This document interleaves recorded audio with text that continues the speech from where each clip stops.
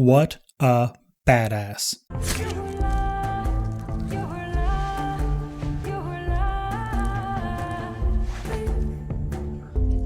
What a badass.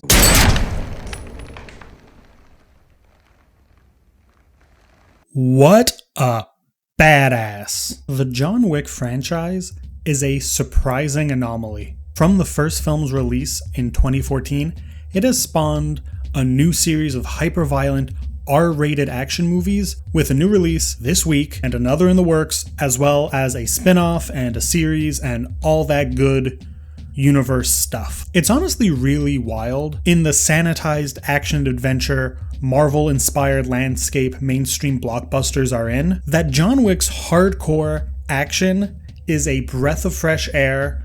But at the same time, between the fact that we are closing in on the fourth installment in 9 years, as well as the similar films that have come out in the wake of the first, there's a section of the audience that have developed John Wick fatigue.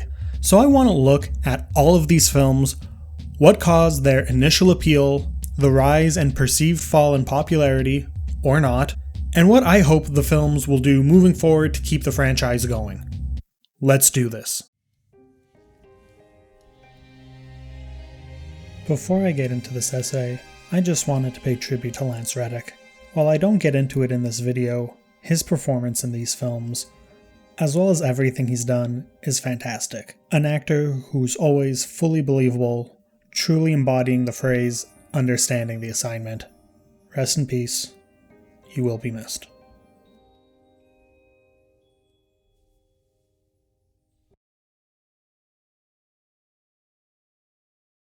Okay, I know what you're thinking, and no, I am not wearing a suit for a John Wick video. That's not happening. I've dressed like that for 2 videos this year already. Bit's been done to death. Also, everyone does that for John Wick. It's not a thing at this point. Moving on. So when looking at the John Wick franchise, the first and most obvious thing to think about with their success is Keanu Reeves. The internet's hot older boyfriend is perfect in these, and I'm not going to bring that up with every movie I talk about because he is standard awesome across the board. No questions asked.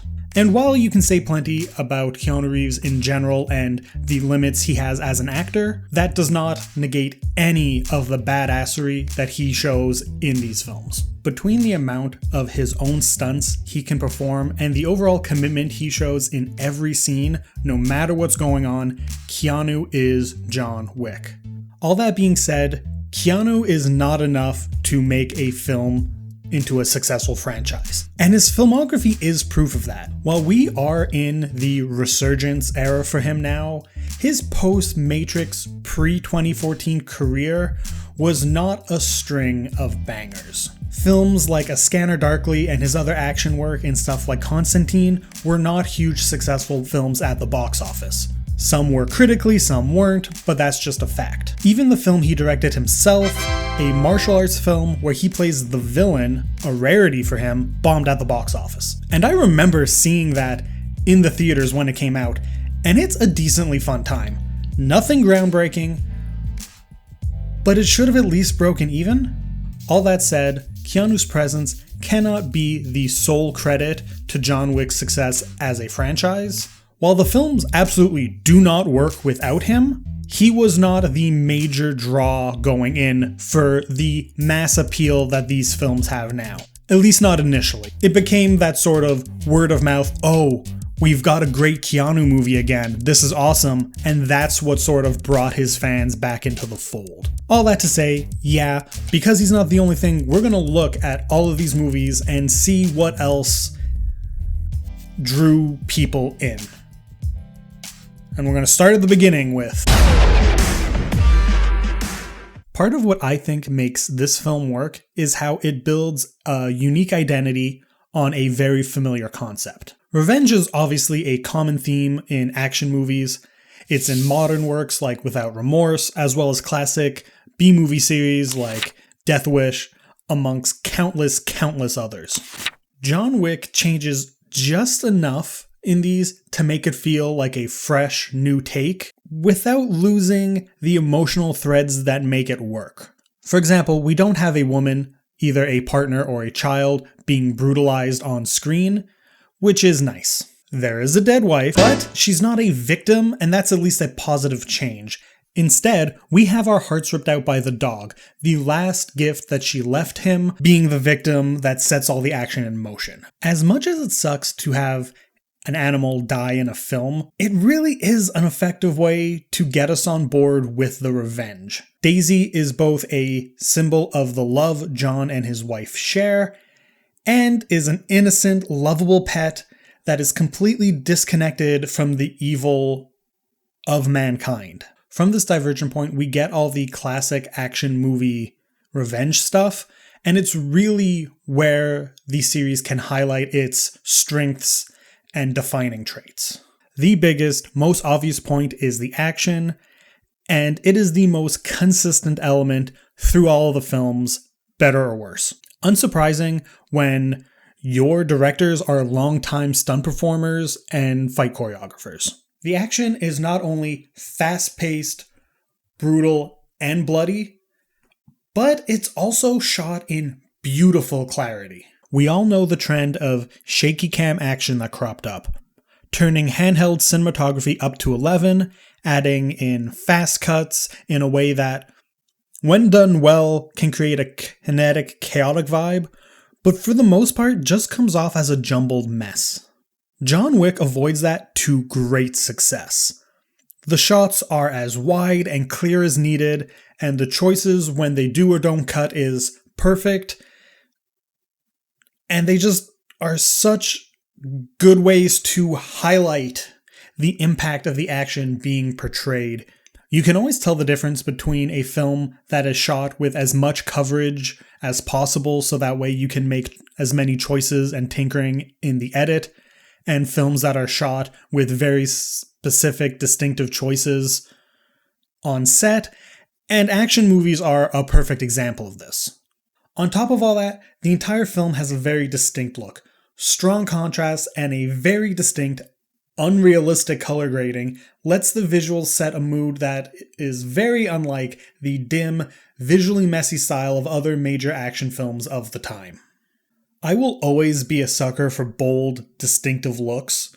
It's part of why I'm always drawn back to movies directed by Nicholas Winding Refn. Finally, you can't talk about these movies without discussing the Continental. It is such an iconic part of the series that it is getting its own TV show built around it. The Continental and the world building around it is really what sets the writing of this movie apart from its peers. From its strict anti-violence rules to the mystery-shrouded special currency and its rules, the Continental paints the assassin world of John Wick with an air of honor and deep unanswered mythology that makes it all the more intriguing. I will say I am nervous about how a series set within the Continental would work like they have planned, as it could pull back too much of the curtain and give too many answers, which I think is antithetical to what makes it interesting. But for this movie, it portrays it perfectly. In terms of the plot, John Wick 2 picks up almost right where the first one ended, tying up the seemingly loose ends before moving on to the marker plot. And that really is what this film is as a whole, picking up where the last one left off and building off of it. The action scenes are just as well filmed and choreographed as the first, and with the initial setup out of the way, we get to open up this one with one of them, kicking us off with a bang. The visual style shifts away from the cold blue of the first film, focusing more on its moody, often neon-soaked aspects. Again, something I'm okay with. The lore, specifically surrounding the Continental, is expanded on but not explained. A good choice. That said, in a recent episode of the GSC podcast, co-host and friend of mine, Matt, who's not a fan of these films, did bring up a good point. The scene where John Wick is in the park and everybody is a secret assassin isn't the best. Let me explain. In a vacuum, it's a fine scene. Something we've seen before within action movies and spy movies and all that kind of stuff. But it's within the context of this film that it can create a bit of a letdown when you think about it. We already have Lawrence Fishburne leading an organization that seemingly poses as the entire population of homeless people in New York. So when you combine that with the park scene and all the chase scenes where people just jump into action and have been hiding in plain sight killers all along, you do begin to question if anybody in this city is a regular person at this point. It's those kinds of threads that are make it or break it for audience members. Personally, I don't mind, because while pulling at those threads does untangle the films a little, that requires you putting our world's logic to it. The John Wick world is one where anybody can be one of the deadliest killers in the world. That's just the logic of it. That being something that ruins a film for a viewer comes down to the viewer in question. Personally, while I can objectively say that it is the kind of thing that if you spend too much time thinking about does take away from the film, I don't think that it is a problem for me when I'm sitting down and watching it. It works within the logic of its own world, even if it doesn't work within ours, and I'm fine with that. Chapter 2 is a lot of fun, solid expansion on the first. It won't win anybody over who didn't like the original, but that's not the point. It's servicing the fan base that has built off of the original. Next, I want to take a step back from the John Wick series for a moment. There are a few movies that, despite not being part of the franchise, are tangentially connected by combination of stylistic similarities and the creatives behind the scenes. There have been rumors of these movies crossing over, but as of writing this, it's only been something that's discussed, and there are no concrete plans or proof that they are connected. I can see why that would be tempting. Cinematic universes really have been the thing since the MCU, and I want to talk about these as well, even if they aren't directly connected, because I think it plays into the overall story of these films. Also, I wanted to name the universe because I think I came up with the perfect name for it. I present to you John Wick and Friends. God, I'm an idiot. The same year we got John Wick Chapter 2, we also got the first of these movies. She's a killer queen. Directed by David Leitch, the uncredited co-director of the first John Wick, Atomic Blonde is a loose adaptation of the graphic novel The Coldest City.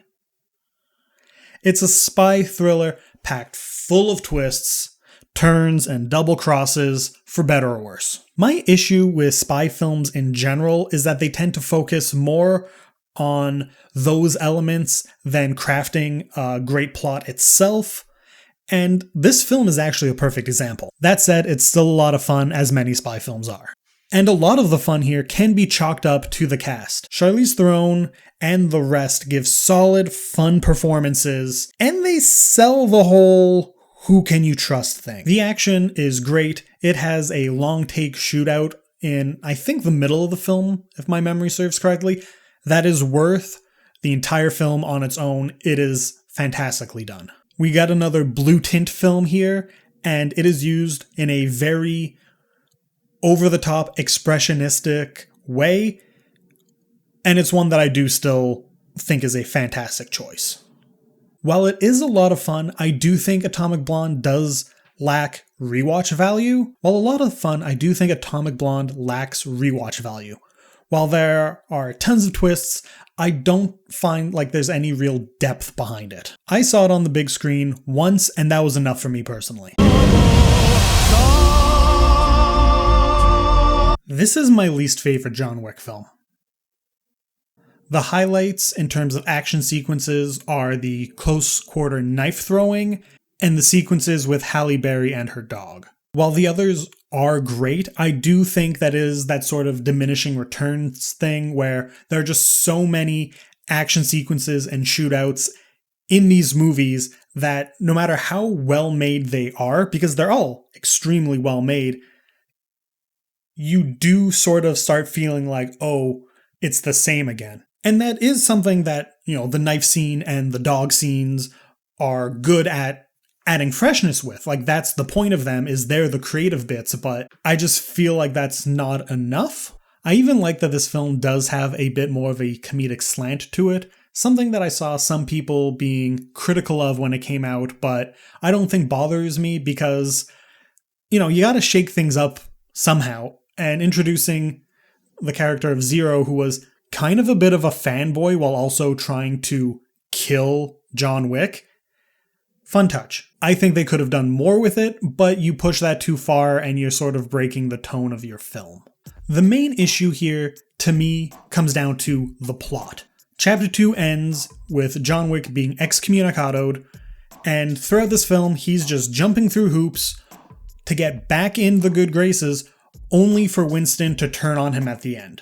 While I understand that they are building up the oncoming war, it's even in the name Parabellum, which is its own problem that we're going to get to. I think there's ways they could have done it better, because in the end, this film just feels like it's running in circles, and that makes it less interesting. You may disagree, but I really do feel like you can feel the entire over 2-hour runtime of this movie, and that sucks when it's only doing so to take 2 steps forward. So full disclosure, I don't rewatch the John Wick movies that often, if at all, because they make them often enough that I don't feel the need to revisit them because I don't want to burn myself out on what these films do. That said, I have no inkling to rewatch Chapter 3, aside from like some compilations of cool moments. I just feel like the plotting in this one is the drawback for me.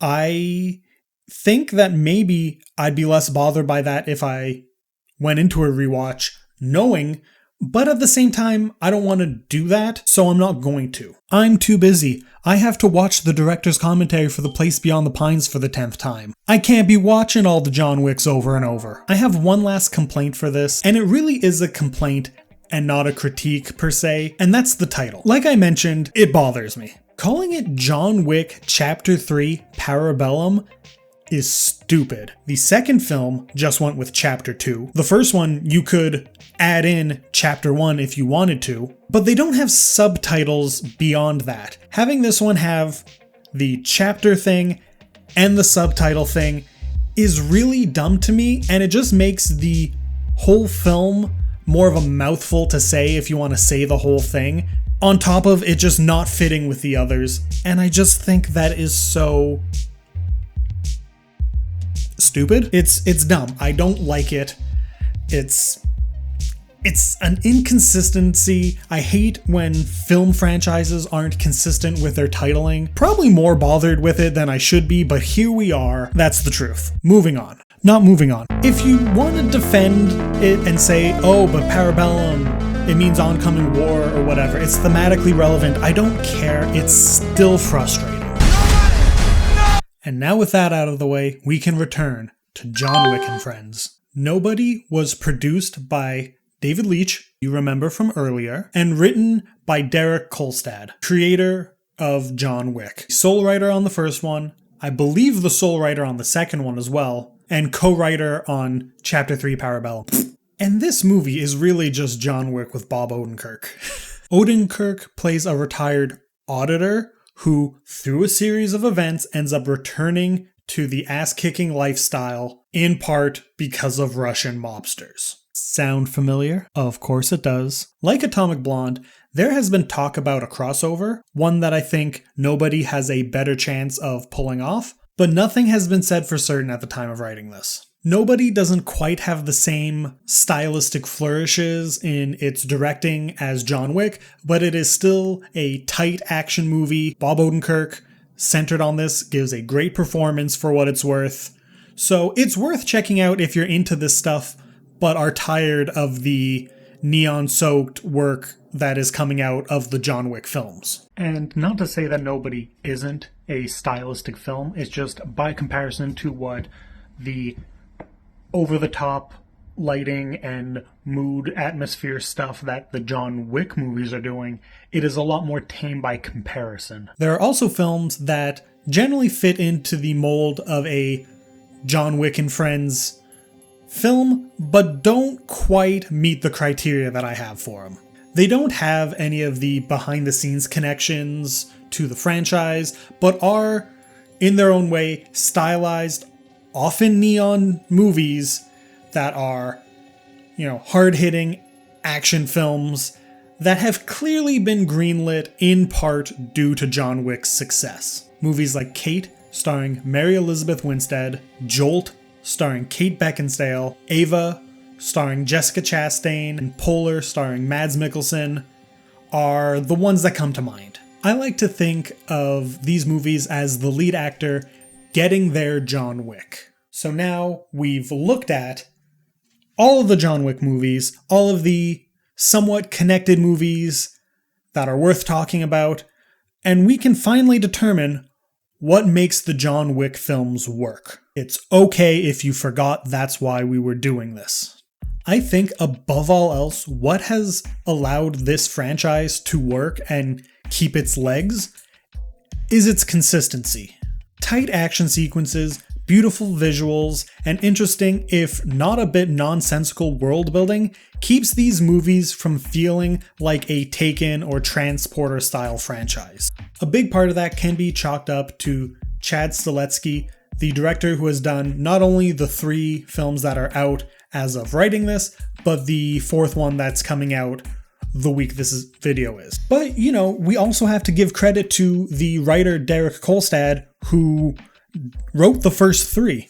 He's managed to take a simple concept and just build it deeper and deeper, and if you're into the vibe that it's giving off, made it more and more interesting.